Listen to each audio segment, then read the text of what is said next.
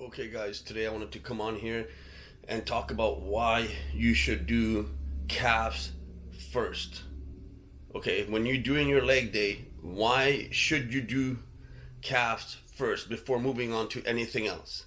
So I'll give you guys a couple of reasons. One of the reasons is most of the time when you leave calves for the end, you are so drained from the workout itself, from doing squats and leg press and all this other stuff that you do for your legs, that a lot of the time, and even this happened to even me after training for 9 years straight, I forget to do it.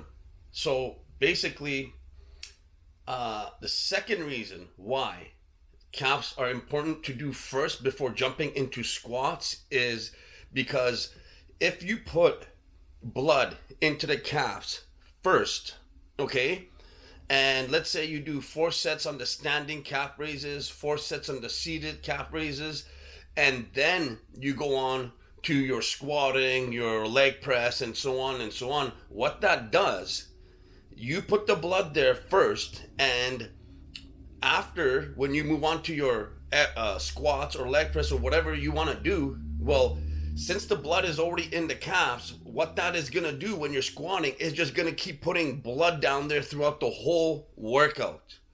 Okay? So even if you're doing leg press and you're not squatting, well, still, you put the blood in there first. Okay? You do 4 sets of standing calf raises, 4 sets of seated, 18 to 20 reps. Each set, you keep it relatively light. Then when you go on to the squatting or leg pressing or whatever you're going to do, well, you have blood there already. Your calves are going to grow much better. They're going to grow much better because as you're squatting up and down, well, guess what? Blood is going down into the calves at the same time. So if you put it there first and you use your energy to put the blood into the calves first, and that way you don't have to do it after, because who wouldn't want to do it right away? Because you're fresh, okay, and it doesn't take that much effort. First of all, sometimes it's hard to do it after the workout because sometimes, depending on what you ate or how long you've been training legs, sometimes you'll feel sick. Okay, after your third or fourth exercise, you'll start feeling sick because you're just not used to it, or whatever it is, whatever it might be. But from what I've heard from Jay Cutler, he would do calves first, and he would always say calves first, and then you go on to training whatever, your squats, your leg press, your lunges, or whatever, and that way you get it out of the way.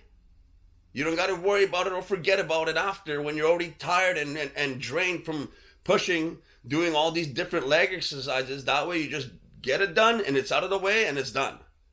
Okay, that way you keep pushing blood into the calves as you're doing your leg day.